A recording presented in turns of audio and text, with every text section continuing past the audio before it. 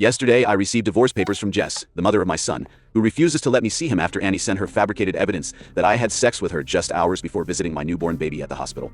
The doorbell footage and malicious message that Annie created have convinced everyone I know that I am a lying cheater who contaminated his own child with another woman's germs. Annie waited 11 months in complete silence after I cheated on her with my colleague Jess.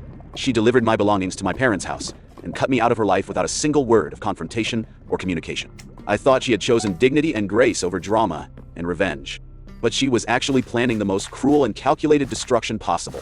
She waited until my son was born, then fabricated evidence that I had been having sex with her on the morning I was supposed to be at the hospital bonding with my newborn child. The message she sent to Jess included doorbell camera footage of me entering and leaving Annie's house, with timestamps that made it appear I'd spent 45 minutes having sex with my ex-girlfriend before going to hold my hours-old son. Her accompanying text asked whether I had showered and changed clothes between sleeping with her and touching my baby. Nobody believes that this is fabricated revenge, because Annie has spent a year appearing to be the dignified victim who never retaliated against my betrayal.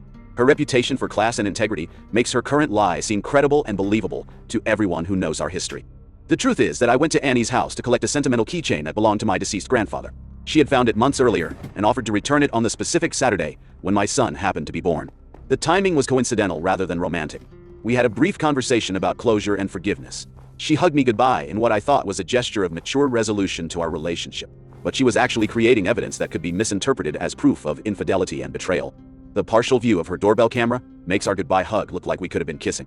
Combined with the 45-minute duration of my visit and her malicious message, the footage appears to document a sexual encounter rather than a simple item retrieval and closure conversation.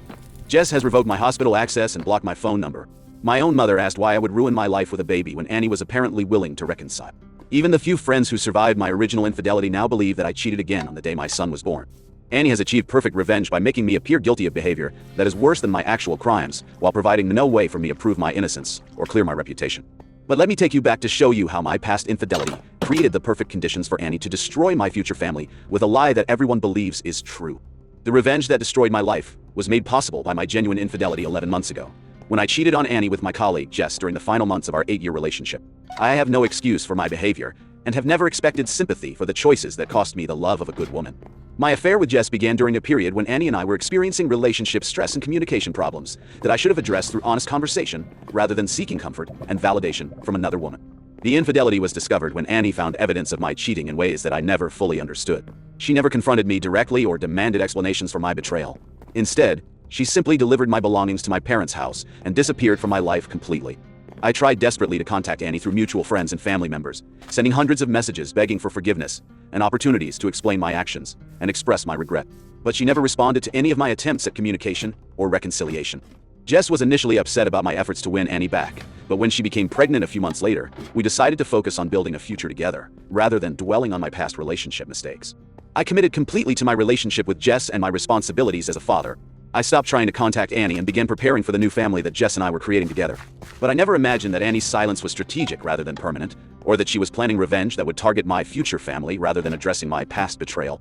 The setup for Annie's revenge began about a month before Jess was due to give birth, when I encountered Annie in a local store for the first time since our relationship had ended 11 months earlier. The meeting was awkward and brief, but it provided Annie with the opportunity to plant the seeds of her eventual revenge plan.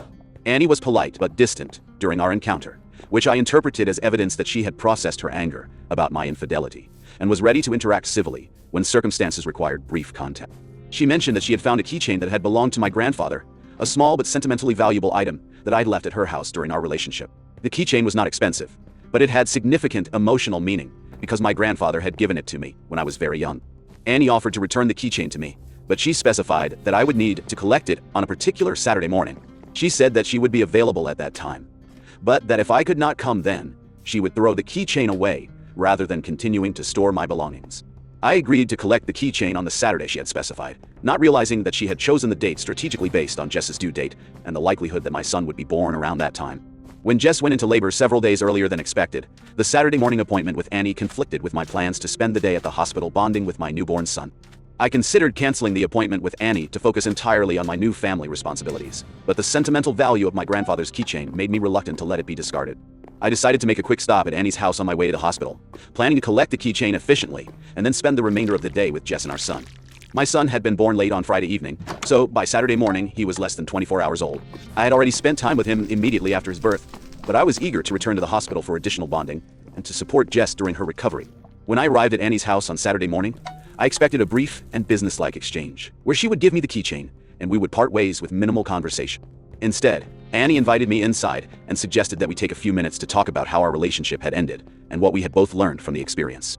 I was surprised by her willingness to discuss our past relationship, but I welcomed the opportunity for closure and mutual forgiveness that might help both of us move forward more peacefully.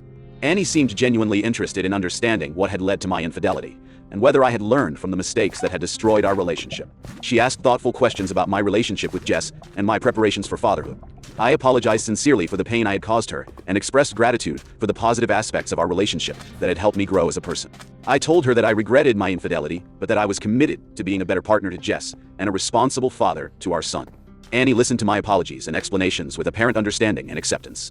She said that she had processed her anger about my betrayal and was ready to forgive me for the sake of her own emotional healing. She wished me well with my new family and expressed hope that I would be able to maintain the commitment and integrity that had been missing during the final period of our relationship. The conversation felt healing and mature for both of us.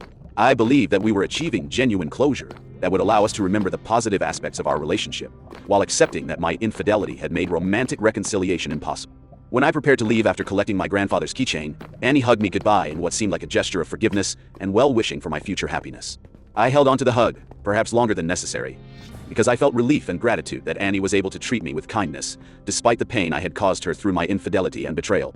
The entire visit lasted approximately 45 minutes, which included time for meaningful conversation about our relationship history and our hopes for the future.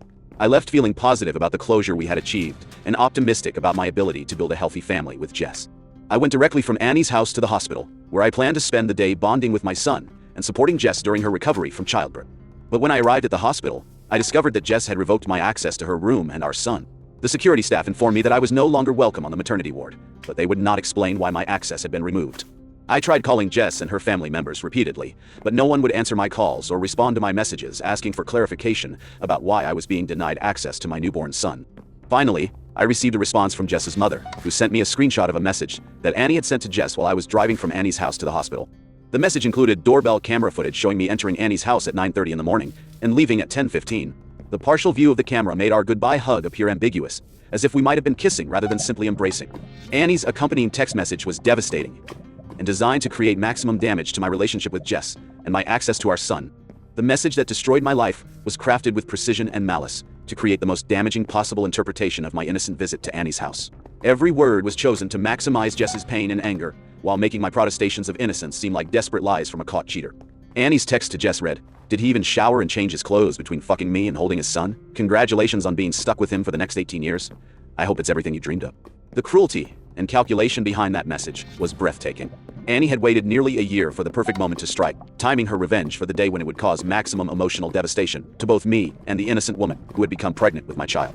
The doorbell footage she included was edited to show only the timestamps of my arrival and departure, creating the impression that I'd spent 45 minutes having sex with my ex-girlfriend before going to hold my hours-old son.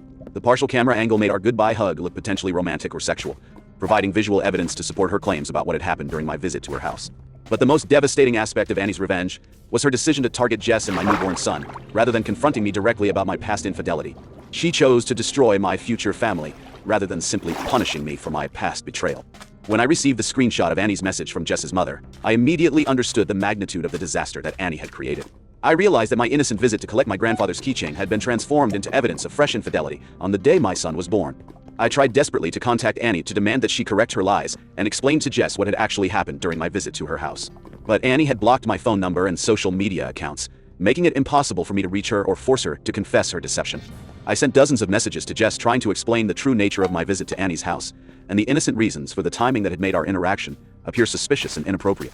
I explained that Annie had offered to return my grandfather's keychain on that specific Saturday, and that I had only gone to her house to collect a sentimental item that she had threatened to discard if I did not retrieve it immediately.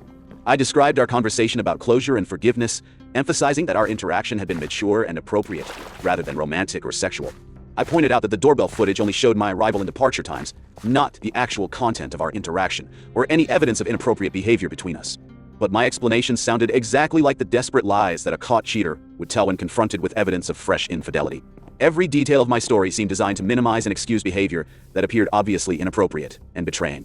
The timing of my visit to Annie's house on the morning after my son's birth made my explanation seem particularly unbelievable and cruel. What kind of man would visit his ex-girlfriend for any reason when he should have been at the hospital bonding with his newborn child? Jess and her family could not understand why I would prioritize collecting a keychain over spending time with my hours-old son, especially when the keychain retrieval required visiting the woman I had previously cheated with. My insistence that the visit was innocent and necessary seemed like evidence that I was either lying about what had happened or demonstrating such poor judgment that I could not be trusted with parental responsibilities. The fact that Annie had specifically chosen Saturday morning for our appointment, despite having the keychain for months, seemed like obvious evidence that she had planned a romantic encounter rather than a simple item exchange. Jess's family pointed out that Annie could have returned the keychain through mutual friends or by leaving it at my parents' house, eliminating any need for direct contact between us. They could not understand why I would agree to meet privately with my ex-girlfriend at her house, when I knew that such contact would be inappropriate and potentially damaging to my relationship with Jess. But their analysis ignored the emotional significance of my grandfather's keychain and my reluctance to lose the last tangible connection to a beloved family member who had died when I was young. They also failed to consider that Annie's offer to return the keychain might have been motivated by genuine kindness rather than romantic manipulation, and that her specification of Saturday morning might have been based on her own schedule rather than calculated timing. Most importantly, they dismissed my explanations because Annie's reputation for dignity and grace during our breakup made her current accusations seem credible and believable. Annie had spent 11 months appearing to be the mature victim who had chosen silence and dignity over drama and revenge. Her decision to finally speak out seemed like authentic pain rather than calculated destruction. The people who knew our history could not believe that someone who had handled my infidelity with such class and restraint would suddenly fabricate lies about fresh betrayal, unless those lies were actually true. Annie's previous silence and dignity had created the perfect foundation for her eventual revenge, making her accusations seem credible, precisely because she had waited so long to make them. My own history of infidelity made it impossible for me to claim moral authority or demand trust from people who had already witnessed my capacity for deception and betrayal. When I protested that Annie was lying about what had happened during my visit to her house, people assumed that I was simply continuing the pattern of dishonesty that had characterized my previous relationship failures. The few friends who had forgiven my original infidelity now felt foolish for believing that I had changed and grown from my mistakes. Annie's accusations seemed to prove that I was still the same unreliable cheater who could not be trusted around other women. My mother's response was particularly devastating because it revealed how completely Annie's lies had convinced even my own family. Instead of supporting me or questioning Annie's motives, my mother asked why I had ruined my life with a baby when Annie was apparently willing to reconcile. Her question proved that she believed Annie's implications about romantic reunion, rather than understanding that my visit had been about collecting a family heirloom and achieving closure. Even my mother, who had known me for my entire life and had witnessed my genuine commitment to building a family with Jess, was willing to believe that I had cheated again on the day my son was born. The universal acceptance of Annie's lies made it impossible for me to maintain any meaningful relationships or access to my son. Everyone I knew had concluded that I was a serial cheater who could not be trusted with basic decency or parental responsibilities. I tried to find legal representation to help me establish paternity and visitation rights for my son, but lawyers warned me that my apparent infidelity on the day of his birth would make it difficult to convince family courts that I was a suitable father. The combination of my documented history of cheating with Annie and the apparent evidence of fresh infidelity with her on the day my son was born created a pattern that would be difficult to overcome in custody proceedings. Lawyers advised me that my best strategy would be to focus on demonstrating changed behavior and commitment to sobriety and responsibility over an extended period, rather than trying to fight Annie's accusations directly. But the advice to accept public perception of my guilt and work toward eventual redemption felt like a betrayal of my own innocence and integrity. I knew that I had not cheated with Annie on the day my son was born, and I could not accept a legal strategy that required me to acknowledge behavior that I had not committed. The impossibility of proving my innocence, while everyone around me believed in my guilt, created a nightmare scenario where truth and justice seemed permanently out of reach. Annie had achieved perfect revenge by creating accusations that were impossible to disprove and that targeted the most important relationships in my life. She had waited until I was most vulnerable and had the most to lose, then struck with precision and calculation that destroyed everything I cared about while maintaining her own reputation for dignity and integrity.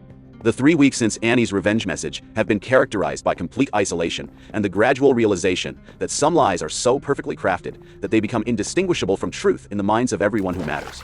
I have been living in a studio apartment that I can barely afford, working a job where colleagues whisper about the man who cheated on his ex-girlfriend and then betrayed the mother of his newborn child on the same day the baby was born. The story of my apparent depravity has spread through social media and mutual friend networks, creating a reputation that follows me everywhere I go and makes it impossible to build new relationships or maintain existing ones. People who hear about my situation assume that anyone facing such universal condemnation must be guilty of behavior that justifies the social rejection and family estrangement I am experiencing. The few individuals who might be willing to consider my version of events are deterred by the overwhelming consensus that Annie's accusations are credible, and that my denials are simply more lies from someone who has already proven his capacity for deception.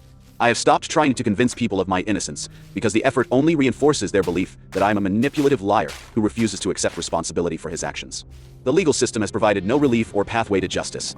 Family court proceedings favor mothers in custody disputes, especially when fathers have documented histories of infidelity and apparent evidence of continued cheating. My requests for DNA testing to establish paternity have been granted, but Jess has been advised by her lawyers to minimize my contact with our son until I can demonstrate changed behavior and commitment to sobriety and responsibility. The assumption that my behavior on the day of his birth indicates ongoing substance abuse or mental health problems has created additional barriers to establishing meaningful parental relationships. I have been attending counseling and addiction treatment programs despite having no substance abuse issues, because demonstrating participation in rehabilitation services is apparently necessary for eventual access to my son. The irony of treating fictional problems to address real consequences of false accusations has not been lost on me, but I am willing to undergo any requirements that might eventually reunite me with my child. Annie's decision to target my son rather than simply destroying my reputation or career has created the most painful aspect of her revenge. She has weaponized my love for my child against me, ensuring that my punishment extends far beyond what my actual crimes deserve. My original infidelity was serious and hurtful, but it did not warrant the destruction of my relationship with my innocent son, or the permanent damage to his bond with his father during the most crucial early months of his life. Annie's revenge has punished my son as much as it has punished me, depriving him of his father's love and support during infancy when those relationships are most important for healthy development. The collateral damage to Jess has also been devastating, as she has been forced to navigate new motherhood while believing that her child's father is a serial cheater who cannot be trusted around other women. Annie's lies have poisoned the well of trust and cooperation that successful co-parenting requires, making it unlikely that Jess and I will ever be able to work together effectively for our son's benefit. The most frustrating aspect of this situation has been the impossibility of finding any leverage or evidence that could force Annie to confess her deception and clear my name. She has blocked all communication channels and has no apparent motivation to correct her lies, since doing so would expose her to potential legal consequences for defamation and intentional infliction of emotional distress. Annie's continued silence allows her to maintain her reputation for dignity and integrity, while I bear all the consequences of accusations that she knows are false.